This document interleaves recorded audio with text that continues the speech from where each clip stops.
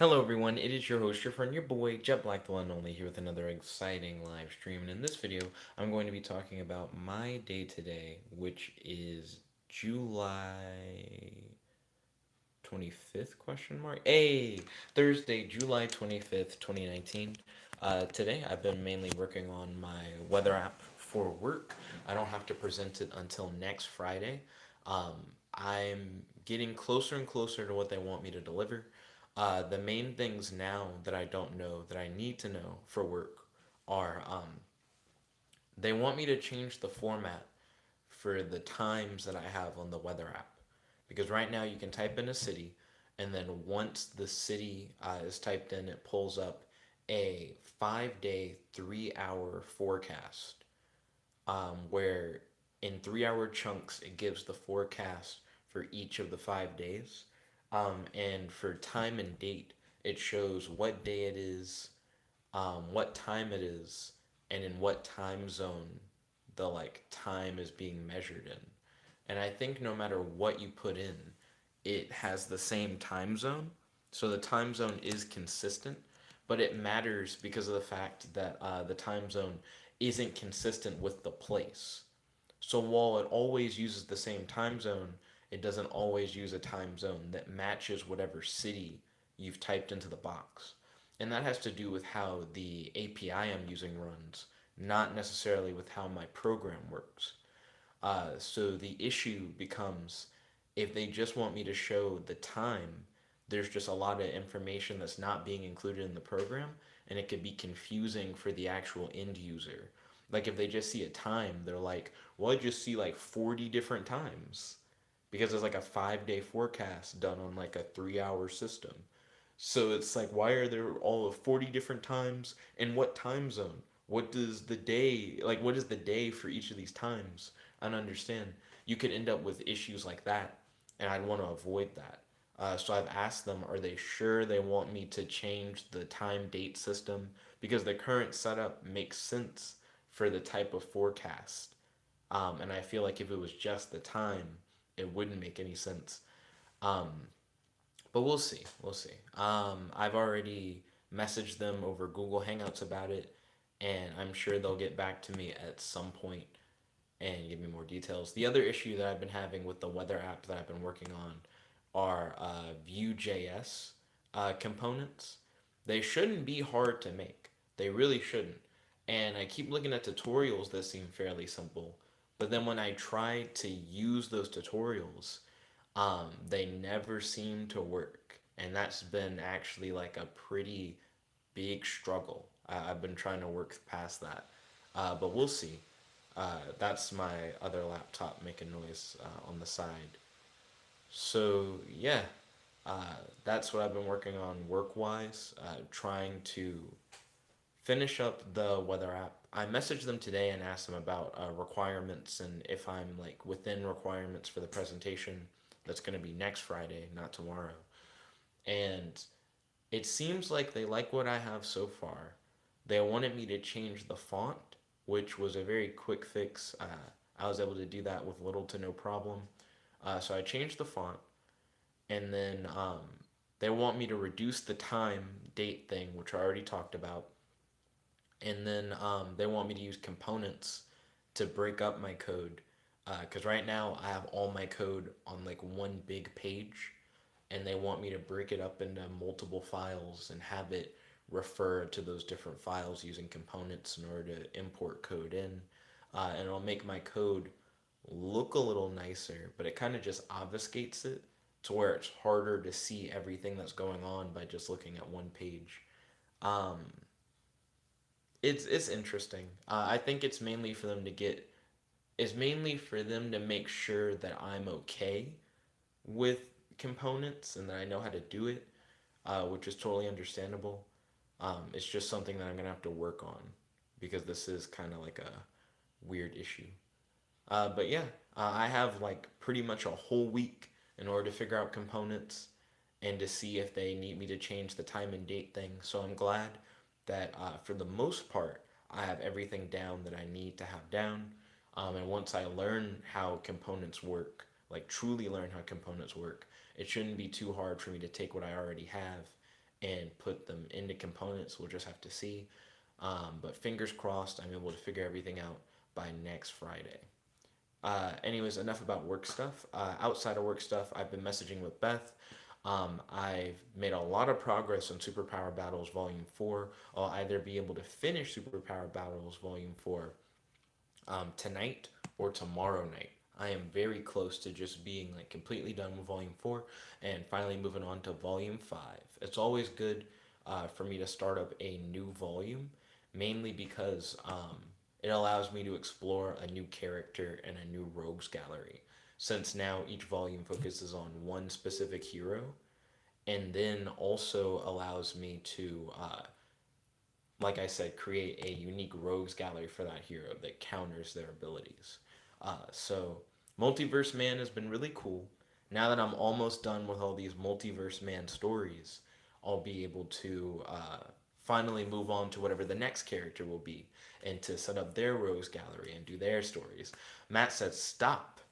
No, no, no. Yo, Matt, welcome to the stream. It's good to have you. Don't forget to smash that like button. How's your day today? Do you have any questions for your boy? And do you have any discussion topics you'd like to talk about on the stream? Right now, you haven't really missed much, Matt. The vlog's been going on for 6 minutes. I've mainly talked about work. I just now got into talking about superpower battles. I've also been messaging with Beth throughout the day. She's feeling a little under the weather, so I hope that she feels better soon. I think she just has a cold, and hopefully she'll be able to like bounce back from that, like pretty soon. Then Matt in that aesthetic font, spacing out each of those letters, said, "Smash that dislike button." Mm-mm-mm. You already know what it is. Don't smash this. Smash this. Hey. But yo, Matt, yeah, how have you been? What have you been up to today? Superpower Battles Volume 4, like I said, is almost complete. I'll probably be publishing that either tonight or tomorrow. It really depends.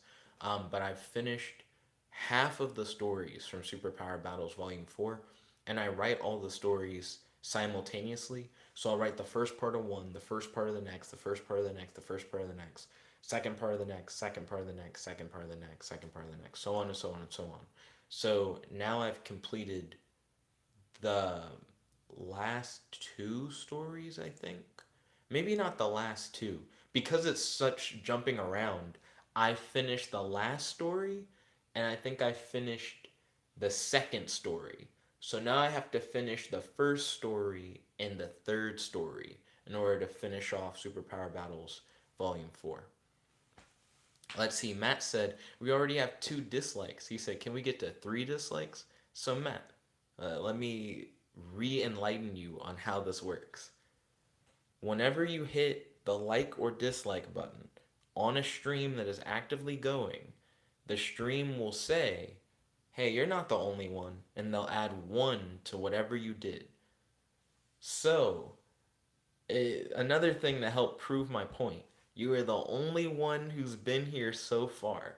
It is literally impossible for there to be 2 dislikes on the video. You are the only viewer. And if you look back on all those other videos that you've disliked, you'll notice that there's only 1 dislike because the stream lies to you about how many there are. Then Matt said, I am almost certain someone lurks in the beginning of the video, waits for me, and dislikes at the same time as me. That just seems like that is a very crazy conspiracy theory. Also, the same phenomenon happens when people like the video as well. So it's not like there are 2 people who are lurking. Plus, whenever this happens, I never see the number of likes that are said. So if someone says, "Oh, there are 5 likes on the video," I only will ever see 4 because YouTube is like adding one for some reason. Matt said, "Why can't you just make one story at a time?" Well, if I already have 4 stories outlined, I might as well just write all 4 stories. Because it's not like I don't know where each story is going. I already have planned them out. So it's difficult for me to then go, okay, okay, and like bounce around. And then Matt said, also, I didn't realize YouTube did that. What a meme. I do think it's a weird meme. That is definitely true. And then Matt said, just outline one at a time. So I actually recently changed up how I've been doing superpower battles. Superpower Battles Volume 4, I added this new thing to how I come up with it. So normally, I write the outlines in a similar way to how I write the stories, where I bounce around between outline and outline, and I'm still doing that. But before I even start outlining, right, what I've started doing is I will write out the hero's powers, right? And then after I write out the hero's powers, I'll write down four powers that can counter their offensive ability and four powers that can counter the hero's defensive ability. Then I randomize the offensive and defensive counters into pairs, and then I give each pair to a respective villain. So rather than making one villain at a time, like one power set for a villain at a time, um, I create a whole bunch of powers and then randomly throw them to the different villains. And it's created a very interesting setup so far, for like how each villain works. Because I already know that the powers are good counters to the hero, and I'm able to then develop upon each villain and their identity based off of the powers that they're randomly assigned. And it's been an interesting experience. Professor Trevenant said, the new Infinity Train cartoon first episode leaves me excited. It replaces Adventure Time and regular show for me. I think I've seen I almost said an origin story. I think I've seen a pilot episode for Infinity Train and it was pretty good. Back before it was picked up for like a full series. So I guess I would be interested in seeing what like full on Infinity Train is like. But it sounds like you really enjoyed it, which is great to hear. Yo, Professor Trevenant, how's your day today? Do you have any questions for your boy? Do you have any discussion topics like to talk about on the stream? And don't forget to smash that like button. Truly appreciate it. Matt said, oh God, the desync is real. And he said, never mind, it fixed itself. And then Matt said, this sounds horribly disgusting. Matt said, rather than organically making a single villain, you Google Translate mass produce villains factory style. Why is it Google Translate? I think that's the part that throws me. Then Professor Trevenant said, yeah, but the official first episode is released now, so look it up. Okay, ballin'. I might have to look that up a little bit later. Maybe if Beth is also interested in Infinity Train, we could try and bond over it. Recently, me and Beth have been doing these text and watch dates where we'll watch a show at the same time and then we'll message each other over Facebook Messenger about whatever show we're watching, as a way for us to try and bond more during the work week. And we'll probably watch like 2 episodes or so. Matt said Google Translate is as in the computer auto generates things without knowing the context of it. So it's not an auto generate thing, by the way. Like, it's not like I'm using a random generator to make powers. It's more that, okay, so based on the powers I've made for the hero, what are good counters? And I think through and then I make the powers. And then I randomize the pairs to where the villains get one offensive counter and one defensive counter, and none of the villains get the same power. So if a power's been used, it gets eliminated from its respective list, so on and so forth. And then Matt said it semi is. And then he said, you got off the top of your head four counters each and then randomly smash them together. I do like randomly pair them together. That is true. Kel said, hey, what up? He said, can you read the second part of my power system? Yeah, I can get that set up on the second window.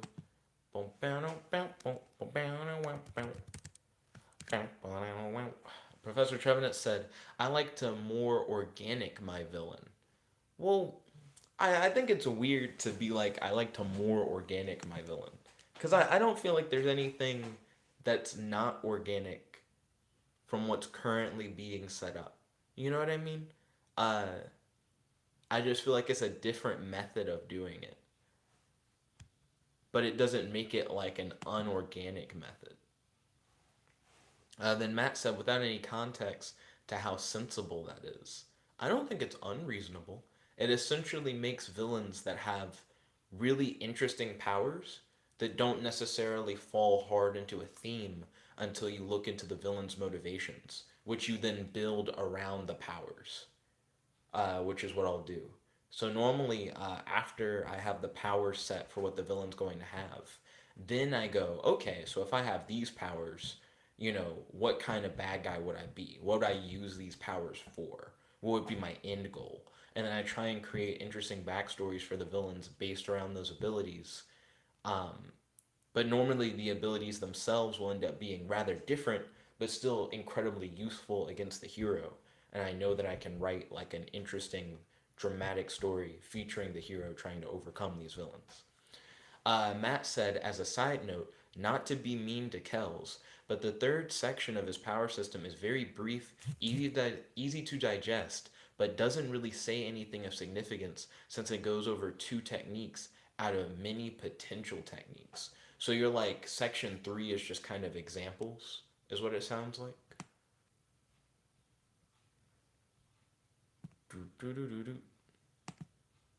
Here we go.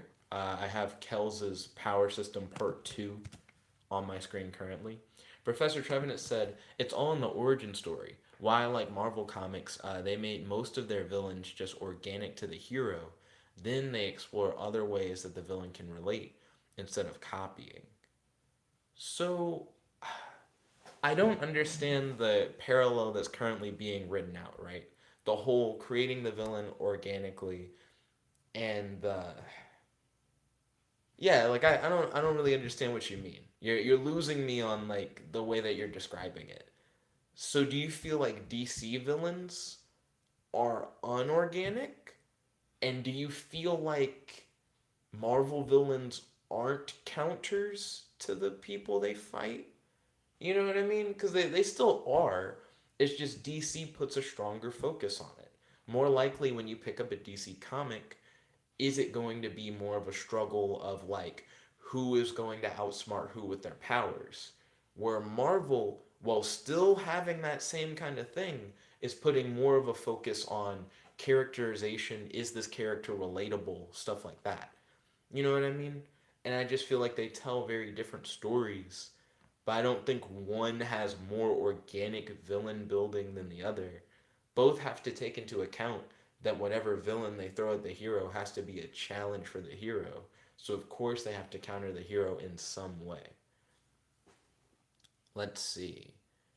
Kel said, I only went over two to give an example of a simple technique and a complex one. Understandable. Then Matt said, just read it alongside part two since we're in this for the long haul. No, no, no, no. It's three parts. I'm going to hit up part three when the time comes, which I guess will probably be next week now that I think about it. Let's see. Then Matt said, Jet hates realism. He said, don't be shocked by his distaste of organic character building. I don't think it's inorganic. I just feel like I don't understand how you guys are defining organic villain creation. Like what do you think would be the organic way of creating a villain? Because whatever it is, I imagine it's the same thing in a different order.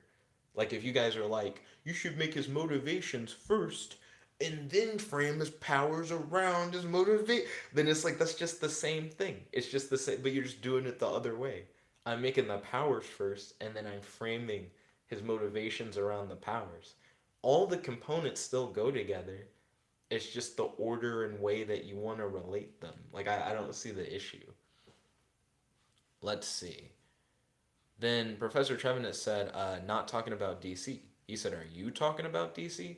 So the way that I'm creating my stories for superpower battles, currently I'm writing volume 4, is I'm trying to make them heavily inspired by the way that DC does their like Silver Age characters and Silver Age stories, where they don't focus a lot on characterization, but they focus a lot more on who can overcome who, not only using their powers but using their smarts and facing off against an enemy who has specific counters or advantages over the hero. Stuff like that. That's why when you were like, see, this is why I like Marvel more. I was like, well, I'm using more of a DC kind of thing in the first place. So I feel like if you're like, I prefer Marvel because it's more relatable, that's definitely what people say about the difference between Marvel and DC.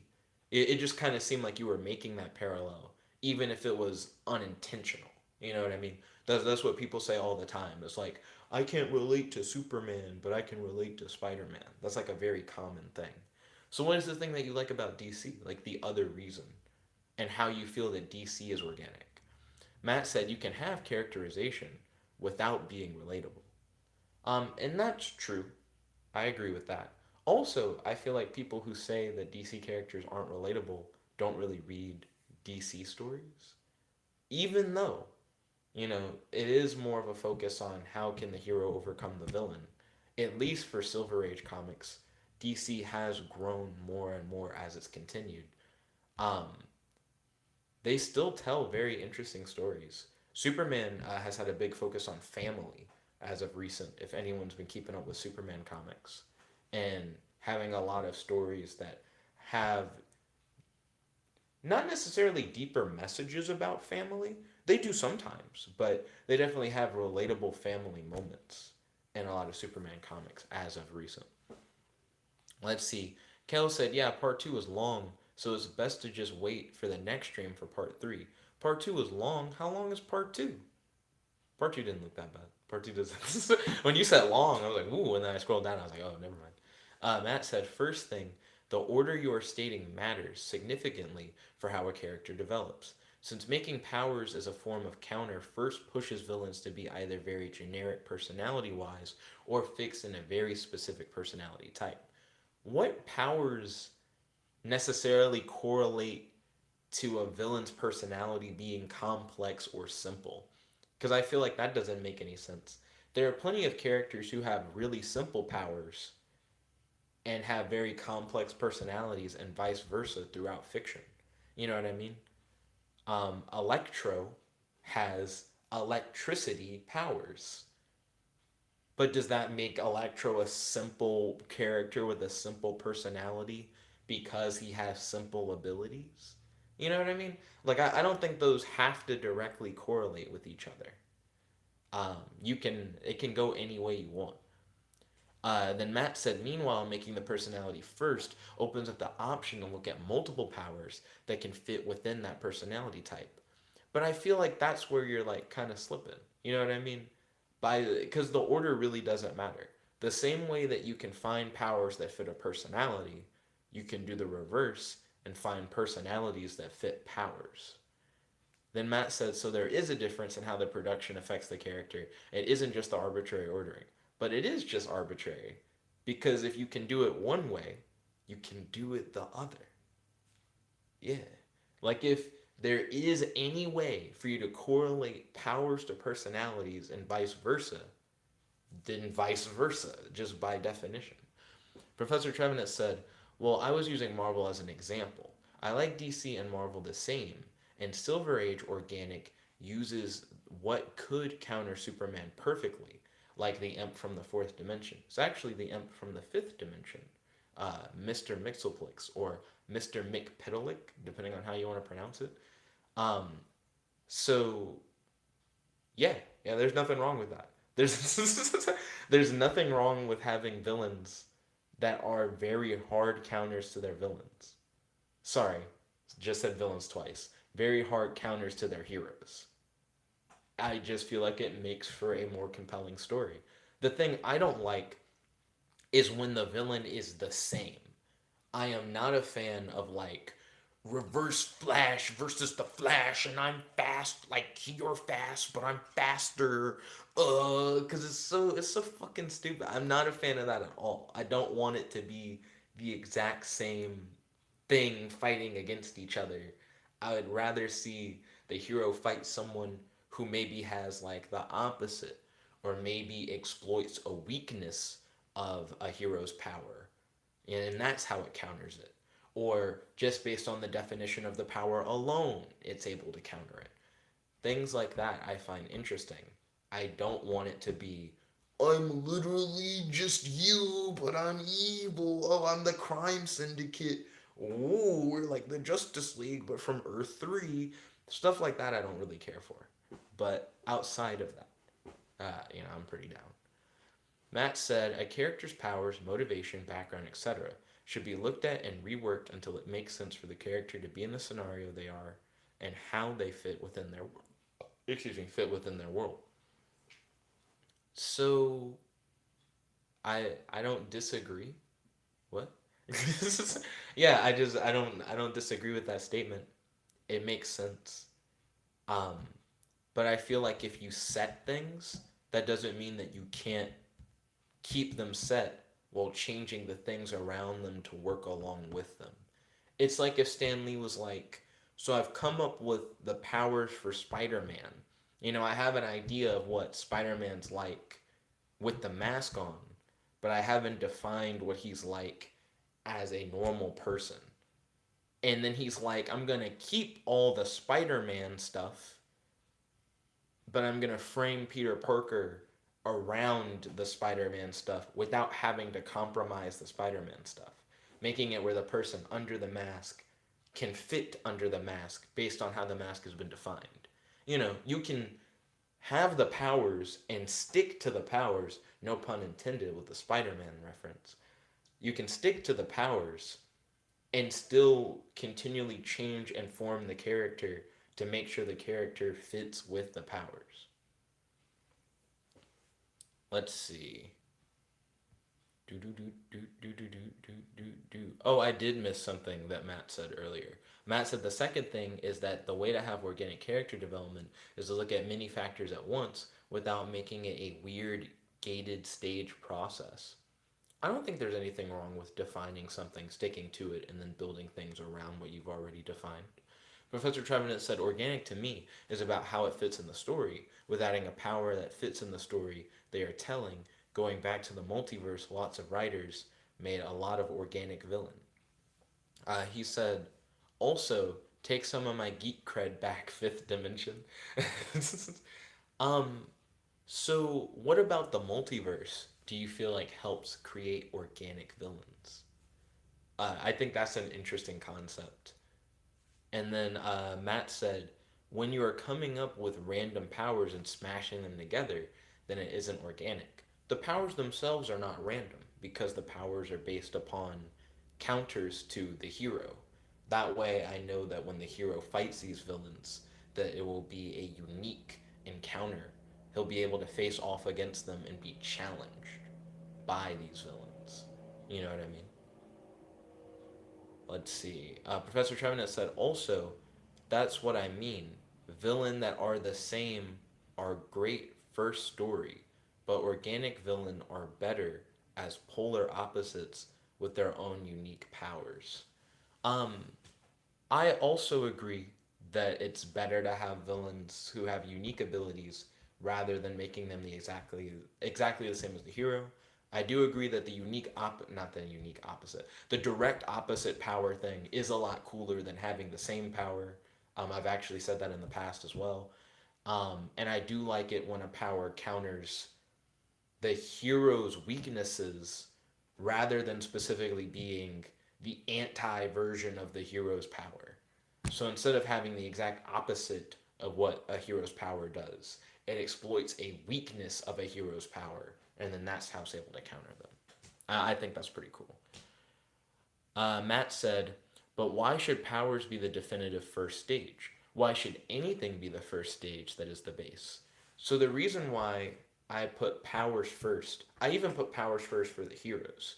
The reason why I put powers first is because the series I'm writing is called Superpower Battles. I'm currently on volume 4, available on Amazon, by the way, paperback and ebook version. Not volume 4 yet, but volumes 1 through 3 are available on Amazon. I'm almost done writing volume 4. The reason why I start with powers first, like the reason why powers are like the first thing on my list, is because a big part of the story, pretty much the whole story, is about the hero and the villain having a super powered battle. And as the battle progresses, you learn more of the reasons for why this fight is happening. The story throws you in, it lets you know who the hero is, who the villain is, what their powers are, but it doesn't immediately let you know what the motivations for the hero and the villain are. So you jump in knowing what their abilities are and what their roles are, and you know where they are. And then as the fight continues, more and more is explained through character dialogue. the villain starts to do the like gloating speech, and they reveal their motivations for why they're doing what they're doing. The hero ends up in a position where it seems like they're going to lose the fight, but they're able to spring back from it, and then they reveal their motivations. The two have a dialogue with each other as the villain reveals that they actually have a unbeatable plan that is going to be able to stop the hero, and then the hero is put in a moment of crisis in which they have to figure out how they're going to overcome the villain's plan, to which then they have to use their wit and their cunning in order to do so. Um, Going beyond just having a power and knowing how to use it wisely. And the hero is able to do that in order to defeat the villain. But then the story doesn't end just when the hero beats the villain. We also get to see the aftermath. We get to see how is our hero rewarded for their troubles, and how does the hero, turn out in the end. So it tells a complete story, but it's based mainly on the fight. Let's see.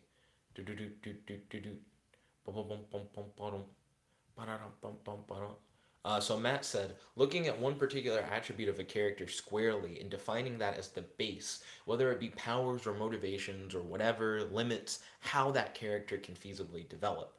Matt's trying to say that the character should be able to continually change in any aspect until everything seems to fit together. So he's like, you should never just say that any one element of the character is set in stone.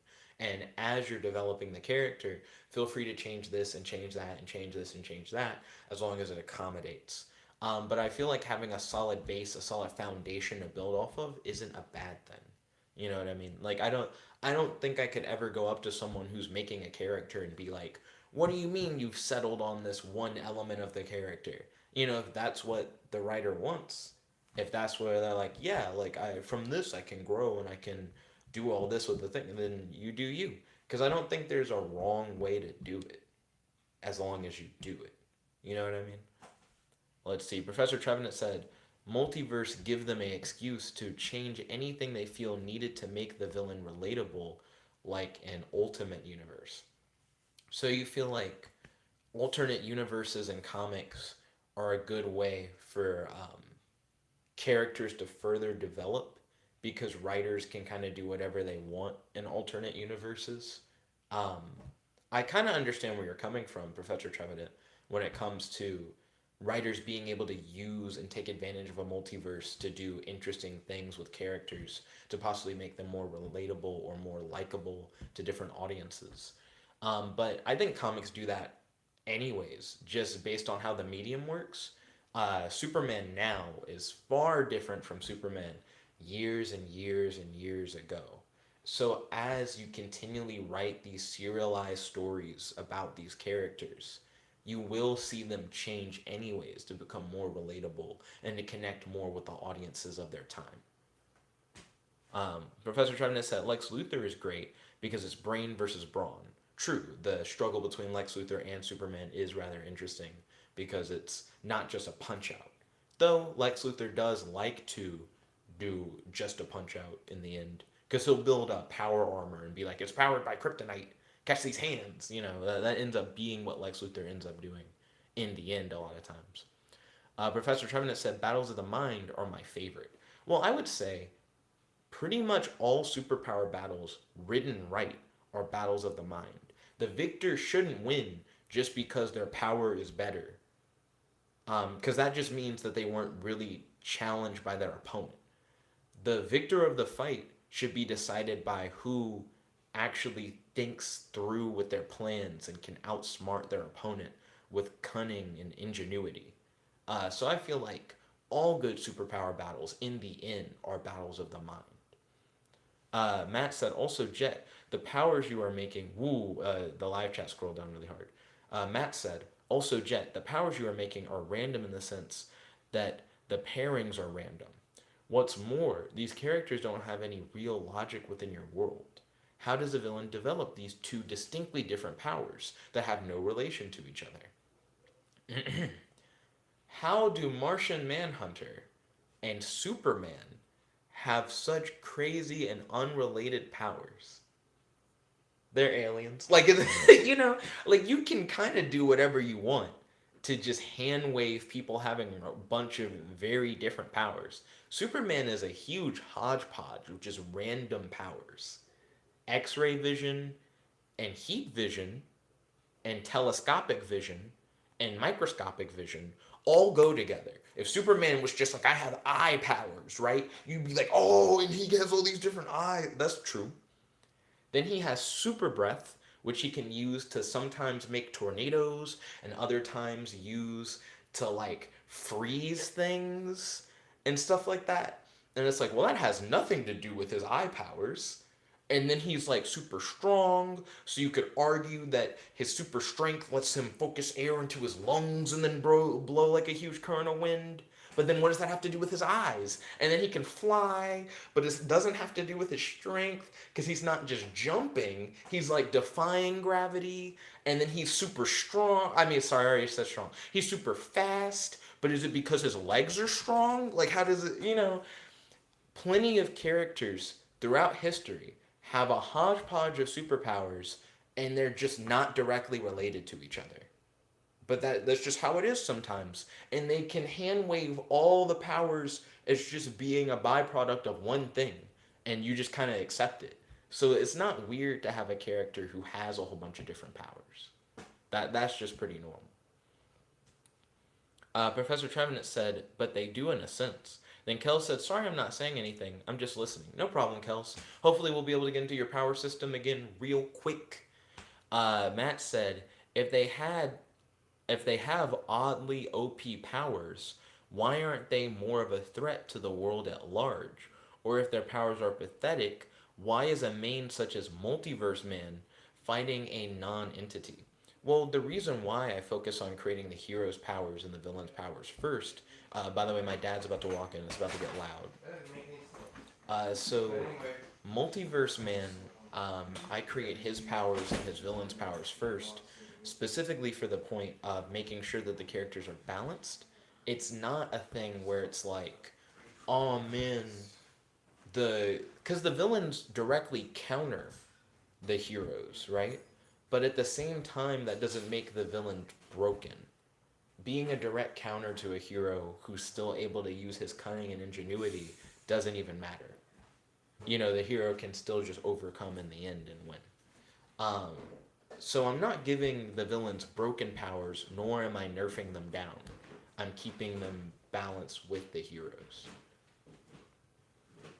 Let's see. So where are we at? Professor Trevenant said, some writers are bad. Good writer can scale the powers better than that comic. Yeah, that's what I'm saying. It's all about scaling. And that's why the powers are such a big deal. Once I've defined the hero's powers and then defined the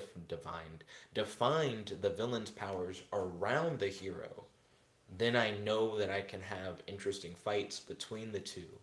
And I know that there is a balance. Even though the villain technically has an advantage, I know that any counter I can give a villain to a hero's power, even if it's a perfect counter, like it's legitimately the opposite of what the hero can do, I still know that the hero can come out on top through ingenuity and cunning. So it's never unbalanced, and I never make the villains weaker. If anything, I technically try to make sure that the villains have an edge so that the hero is challenged, because that's the point. You want the hero to be challenged, and you want to be thinking, how is the hero going to overcome this challenge? Beth said, so what is the discussion about? Also, can you beatbox or do something funny for me? I'm feeling stressed today and I need a good laugh. My private messages explain it. Okay, I'll make sure to check out your messages. The live chat has been pretty bumping, which is why I haven't really been able to read the messages. I'll more likely than not be able to read the messages more after the stream than during the stream. Maybe you'll be able to jump into the discussion and have fun. Right now we're talking about superhero stories. I was talking about Superpower Battles Volume 4, and we got into a discussion about what does it mean to create a villain organically. The current consensus from the audience is that my specific method that I use for creating villains isn't quote-unquote organic. And then we got into a discussion about, so how does Marvel and DC go about creating villains? How does the live chat audience define creating a villain organically and things of that nature? And I feel like it's been an interesting discussion.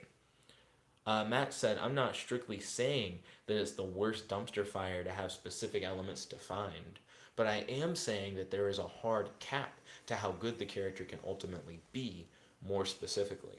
So I guess, Matt, I think that's an interesting idea that you're proposing. Do you feel like a lot of times that people come up with the personality of a character first or the powers of a character first? Because I feel like in most cases, it's probably the powers. Like, do you think when people hit the drawing board for their characters a lot of times, that they go, hmm,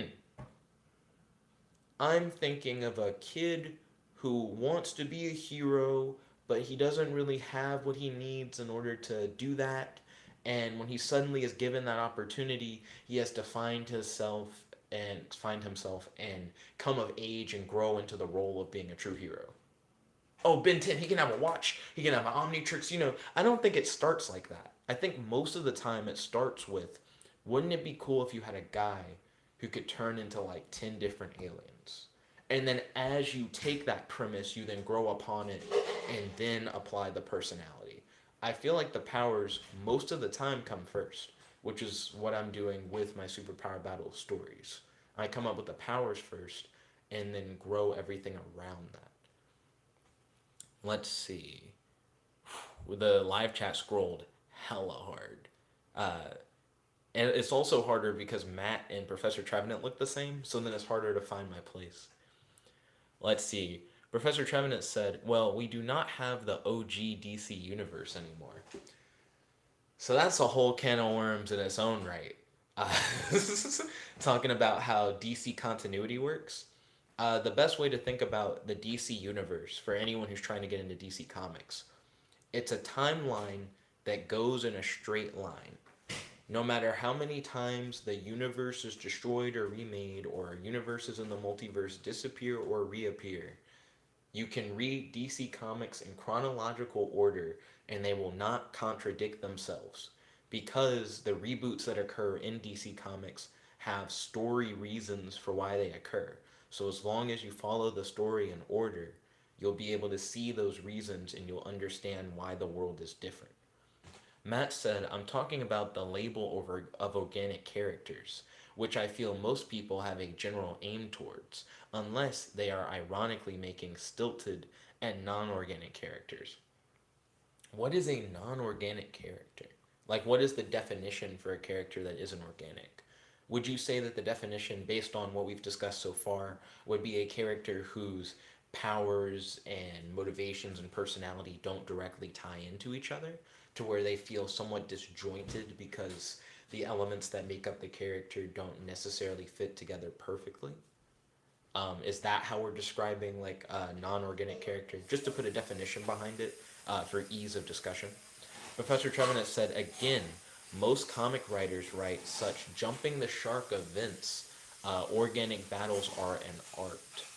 Um, so I think it's interesting where you're like, so many writers write jumping the shark events. What do you feel like is a good example of a jumping the shark event where your suspension of disbelief is just blown out of proportion and you just like can't vibe with it?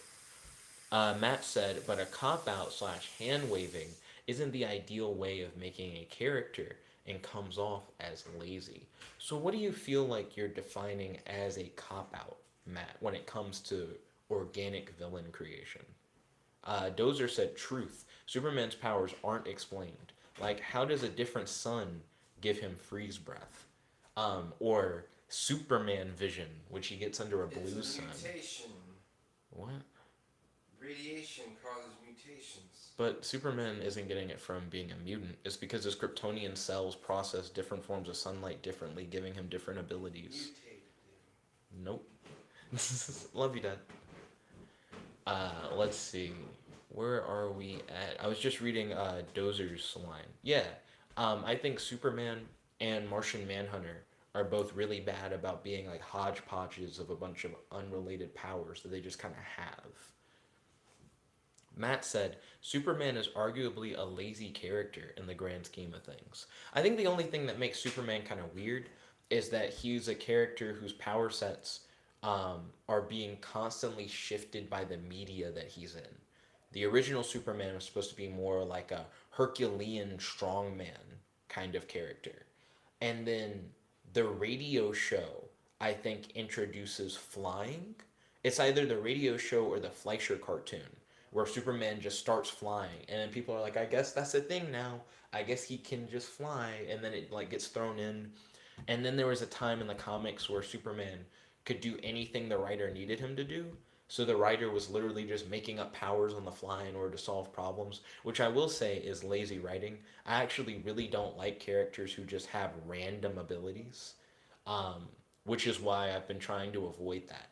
I'll occasionally think of a character where I'm like, wouldn't it be cool if their power was unpredictable? And then I'm like, no, because then most of the time it's just a cop out. Like whatever they do, you can just it is too hand wavy, which is why I avoid creating characters who have random powers, and why none of the characters I've written for superpower battles have random powers, except for Sandwich. But that's only because she can summon sandwiches where when you eat one, you have a 50-50 chance between immediately dying or gaining a random superpower. But Sandwich also is very hesitant to eat any of her sandwiches. You know what I mean? Because of the big drawback of that. But I think that's the only person that I've written so far for superpower battles who kind of just has the ability to potentially have a random power. But there's a big cost associated with it. Let's see. Professor Trevenant said the movie had Superman have construction powers. The thing about the construction power thing, Professor Trevenant, apparently they were going to have Superman use super speed in order to quickly build up the wall. But for whatever reason, they didn't have enough time to actually put in that effect of Superman running in and building the wall. So instead, they just had the actor look around for a bit, and they were able to edit in the beam effects of the wall building itself easier than editing Superman doing the super speed trick, which was kind of, I guess, the director doing a cop out, or the editor doing a cop out, rather than putting in the extra work to have Superman build it at super speed. But that was interesting. The movies also have Superman flying around the Earth really quickly to manipulate time, which is odd. In the comics, Superman never has to fly around the Earth to change time. In the old comics, he could just fly so fast that he would like enter and exit the time stream, which I guess isn't as visually interesting, but they could have made that really cool. They could have done something similar to the Willy Wonka tunnel, like the old school Willy Wonka tunnel with all the images flashing. They could have done that for Superman flying through the time stream. And I think that would have been very visually interesting. They could have had earlier scenes from the movie play in reverse, flashing around him as he flies through the time stream. And I think that would have also been very visually interesting. But enough about the old Superman movies. Matt said whether people do interesting things with him or not. Then Dozer said, "It's just how most heroes are written. I think it's acceptable. I also think it's acceptable. That I also think it's acceptable because not every power a character has to fall within one specific theme. Wonder Woman nowadays is like super strong, can fly, has a lasso that can tell whether or not people are telling the truth. Um, she has an invisible jet. She has bracers that can reflect bullets. You know, those things aren't inherently related to each other. The only thing that makes them related to each other is the fact that this character has all of those things. You know, that's how it ends up being in most cases. Even the Flash, who still tries to stick to the theme of super speed, just has a ton of just crazy things that he can do where they do a good job of explaining like, hey, this is based on how fast he's moving, but the amount of stuff he can do is just kind of ridiculous and aren't things that you would necessarily directly relate to speed. Like the Flash can run on clouds by vibrating his feet at such a frequency where the water molecules solidify and create like thin pads of ice, but because the Flash only needs a foothold for such a like short moment of time, that it doesn't matter that the thin pads of ice would quickly melt away. You know, like Flash can do stupid stuff like that. Uh, even when it is directly related to trying to stick to one theme, it still gets really crazy, inevitably. Spider Man has weird connections to a spider totem, which is like this weird otherworldly spirit thing. You know, stuff like that ends up just getting thrown in eventually, and it gets really crazy. Let's see. Professor Trevenant said his eyes are that OP. Who needs super strength? I don't think eyes that can like construct things out of pieces are too crazy. Uh, it kind of reminds me of like Full Metal Alchemist alchemy, I guess. As long as I have the components here and I have eyes. Let's see. Beth said hashtag dad reveal question mark. Then she said to Dozer and she sent angry face. Then Kel said hashtag dad reveal. Matt said ingenuity is only such a potent force jet. You are overselling this principle. I think most of the superpower battles that you enjoy from fiction are based on this concept of someone using their brain in order to overcome a circumstance that challenges their power set. I think that's just what happens most of the time. And when it doesn't, it feels like a cop out. For example, here's a good example of a cop out. My Hero Academia, Midoriya versus Muscle, or whatever the hell that muscle guy's name was. Instead of Midoriya using his mind, which we know he can do, it's a big thing with his character that he thinks through problems and tries to solve them.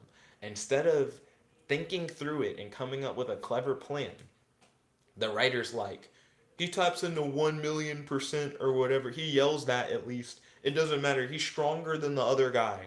Boom, the other guy dies. That's a cop out. I didn't like that fight at all. That's not a very good fight.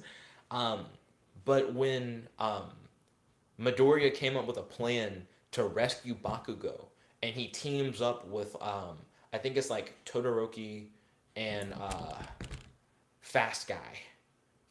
Sorry, a lot of times I'm better with My Hero Academia names, but I'm not the best with names. When he like gets everybody together and they do the formation and they save them, it's like wow, that was well planned. He used his intellect and he found a way to work around what seemed like an impossible, challenging situation. That wasn't even a fight. That was just cool. You know, it's a similar premise though, and I like fights that are like that. Uh, Stain was interesting when they realized that Stain has an ability that's based off of blood types, and how once they realize how his power works, they then try to work around his ability, and they use their intellect in order to try and find a way to beat him. Though in the end, it's an emotional appeal that gets Stain, which is something I don't like about certain anime. I'm not a fan of when they're like, and then when we had the heart to heart speech, in the end, it doesn't matter that they're just better than me in every way. They became my friend, and that's how the fight ends. Dun, dun, the power of friendship. You know, there's nothing wrong with friendship being a lesson, and there's nothing wrong with a character legitimately compelling another character to just be like, you know what, I was wrong and I can change. But it just kind of sucks when it's set up as a fight, and you're like, whoa, how are they gonna overcome this challenge? And in the end, it's not necessarily clever. It's just them going, yo, bro, you're fucking up. And then they're like, oh, yeah, you're right, shit. You know, I kind of expect more. Matt said, I feel that it is fair for stomps to occur if it makes sense within the context of the story. Perhaps an expedient retreat is needed to recoup, and no multiverse man's get out of jail free card. So I don't know what you mean by, oh, you're talking about multiverse man's defensive ability. Sometimes he can't use it. I do have stories where multiverse man is unable to use his world shift ability, where he has to rely on his wits and he can't use his defensive power. I also have situations where Multiverse Man can't use his offensive power. He can't use Planet Projectile, and he has to find a way to get out of the scenario. Um, but it's not that he, oh no, arbitrarily can't use his power. It's because the villains have put him in a corner. They put him in a situation where his abilities are useless, and he has to find another way. And I really like that. I really like it when heroes are put in that position and they do have to find a way to overcome. Also, don't forget to smash that like button if you're enjoying the content so far. Beth said to Matt, if you're gonna complain about Jet's writing, just make me a peanut butter and jelly sandwich when you come back to Alabama. I noticed you made it a question with a question mark, but the whole thing sounds like a demand. Then Beth said, could we like bring our OCs and do an OC role play in the live chat sometime? We want to do original character who would win battles in the live chat, where we talk about different characters and their powers and we discuss who would win in a fight.